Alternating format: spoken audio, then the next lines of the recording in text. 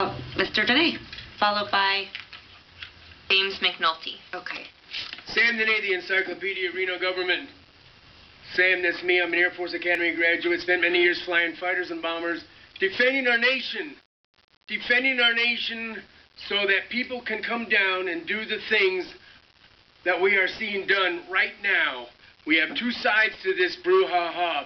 And by the way, I have seen more of these brouhahas through my 20 years of watchdogging than all of the people in this room added together. All of them. And one thing I found out about the brouhahas, as a matter of fact, I was a victim of one of them myself many years ago when they were widening, of all things, Peckham Lane. And I came down here, even before my watchdogging days, came down here and objected to it. I want to put a little bit of, I don't want to be sympathetic, but I want to ease some minds on here. I know I've been watching these people challenging this thing, defending this thing for more years than all the rest of the people in the room added together.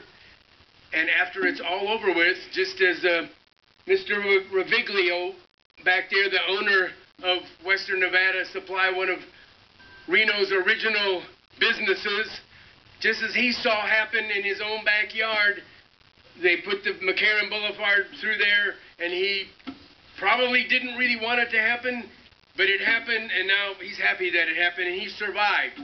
And all of the other brouhahas that I've seen taking place, the people survived. And now to close out this whole operation, and everybody can go home, because Sam Dene, the soothsayer, the prognosticator, has got his frayed old $100 bills hanging right here. And I'm going to bet you right now, I've watched it enough times, so I just want to put everybody at ease.